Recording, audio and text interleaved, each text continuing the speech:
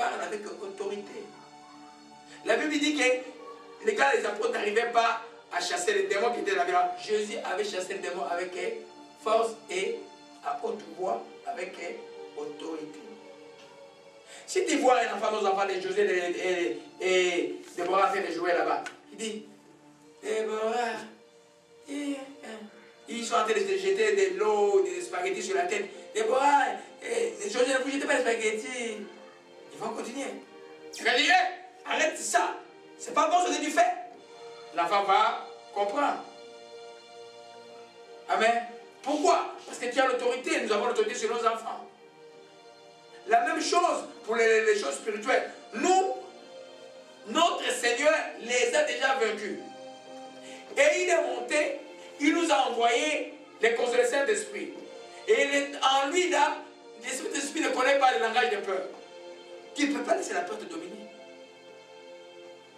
Tu as la peur de l'inconnu de l'endemain. Tu ne sais pas ce que tu vas venir. Ça, c'est que si tu es en Jésus-Christ, Dieu te conduira là où tu dois aller. Alléluia. Amen. Amen. Alléluia.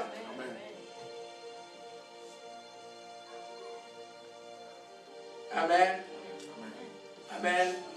Alors, le cinquième principe, on a vu ça. La peur, c'est un esprit parce qu'il se transmet. Il se transmet rapidement. Il y a un texte que l'Esprit avait donné hier la nuit. J'espère que je vais me souvenir de ça. Ah, on va parler de notre père Abraham et de son fils Isaac. C'est hier à 5 h du matin. Le Saint-Esprit ne s'occupe pas de ta fatigue. Hein? Alléluia. Amen. Prenons un peu le texte de Genèse. Alléluia.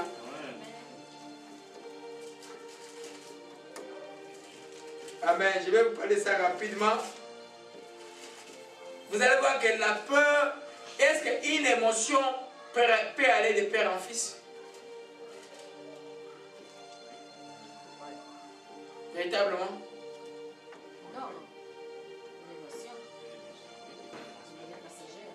Une émotion. Comment il va s'amener? Il a fallu s'asseoir parce qu'il va son père en colère, il va devenir en colère. Pourquoi un enfant, un grand-père qui n'a jamais été en contact avec un enfant qui était méchant ou qui vivait dans des maladies comme les phobies, et puis un enfant qui est né 2 ans, 3 ans après de son fils a le même problème? Oui, ça. Mais s'il n'a jamais vu, c'est un esprit. Amen. Amen. Est-ce qu'Abraham était un homme colérique? Ou un homme qui avait l'habitude de la peur? Non. Mais devant une situation qui lui est arrivée, en Égypte et à Guérar, quand il a eu peur que sa femme lui puisse être arrachée, il a dit à sa femme simplement, dis que tu es ma soeur, de peur que les Égyptiens ou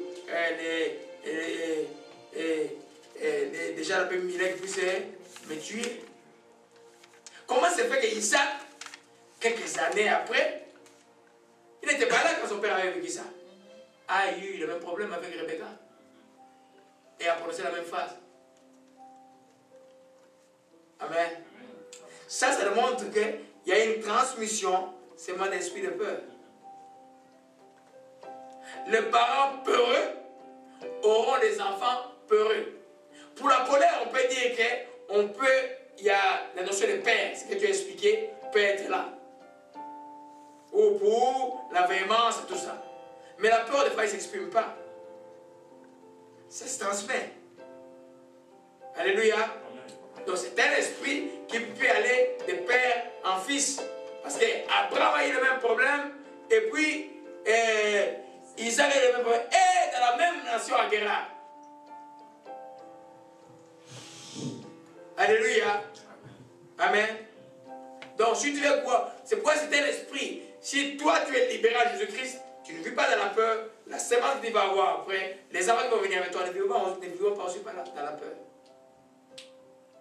Pour la colère, c'est très discutable par la quantité d'émotions. La colère, les gens colériques, on ne les a pas colériques par la proximité parce qu'ils voient ça. Amen. Amen. Ou dans les quartiers, ils jouent avec des amis violents, ils deviennent violents. Mais pour la peur, là, parce que la peur ne s'exprime pas. Amen. Je vais dire, pas aussi expressif que la colère. Amen. Quand quelqu'un peur, il devient dire, hein? Vous comprenez un peu? Alléluia. Amen. Donc, la peur est éminemment un esprit.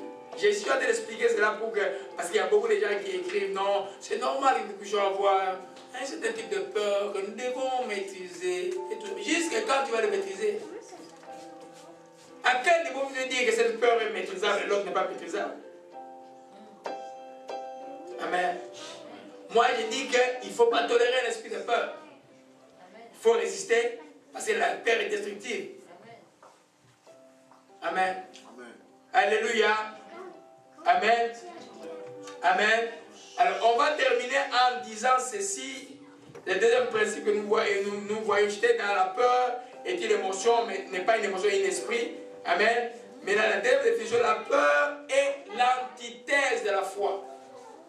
En d'autres termes, c'est le contraire, comme ça, diamétralement opposé à la foi.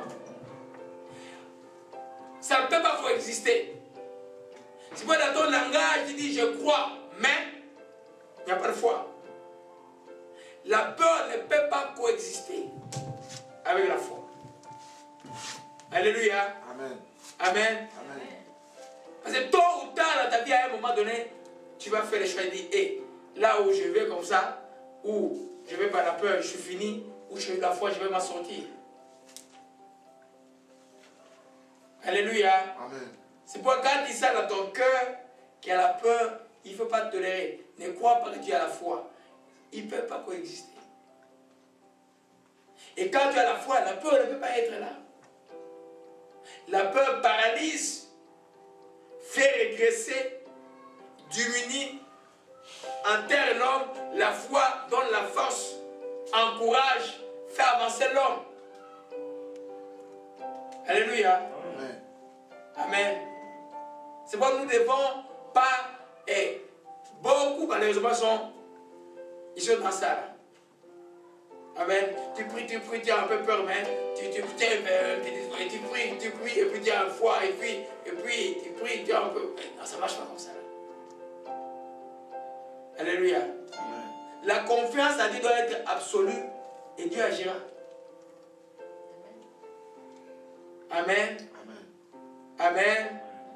Amen. Alors c'est ce qu'on va voir dimanche prochain, mes bien-aimés. J'étais juste à l'introduction. Et on va continuer avec... Amen. Je savais que j'avais beaucoup écrit cette nuit-là. Amen. On va continuer avec toujours la deuxième définition, la peur et la détresse de la foi. Et puis on va voir, la peur c'est un boulevard des malheurs. Amen. Amen. Qui veut le malheur? Si tu fais le malheur, vis de la peur. Amen. On va voir ça dimanche prochain. Job que vous connaissez bien après avoir tout perdu. Alléluia. Je crois que j'ai encore le temps. Hein? On va terminer à 15. J'ai encore le temps, mes bien-aimés. Alléluia. Je crois que on termine avec. Amen.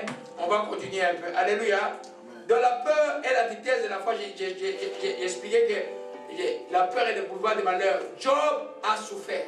Ce qui est justifié comme beaucoup d'entre nous. Mais bien, il est arrivé à la conclusion que ce qu'il craint, c'est ce qui lui arrive. Amen. Ce que tu crains, on va t'arriver. Je vais expliquer ça dimanche prochain comment cela arrive. Amen. Parce que la Bible dit la mort et la vie sont au pouvoir de la langue. Celui qui a la peur de laquelle va prononcer les paroles qui amènent le malheur sur lui. Ah, je crois que je vais mourir. Parce qu'il a peur de mourir. Je crois que je vais être volé. Parce qu'il a peur d'être volé. Je crois que ma femme va me quitter. Parce qu'il a peur d'être abandonné. Je crois que je vais mourir enterré par les dettes. Parce qu'il croit que ces dettes ne seront jamais remboursées. Moi je vous dis que je peux vous confirmer que cela est faux. Amen. Parce que rien n'est impossible à celui qui croit en Dieu. Où tu mets ta foi, la peur de une foi à ce qui est négatif. Si tu mets ta foi à ce qui est négatif, ça s'appelle la peur. Parce que c'est facile. C'est la nature de l'homme, c'est facile. Amen. Quand on voit la maladie, on croit qu'on doit mourir. C'est le chemin normal, mais ce n'est pas ce que Dieu dit. Alléluia.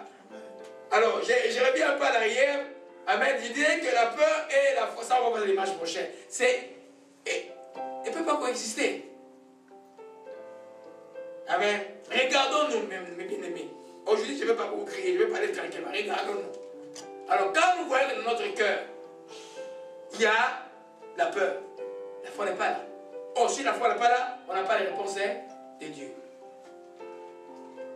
Alléluia.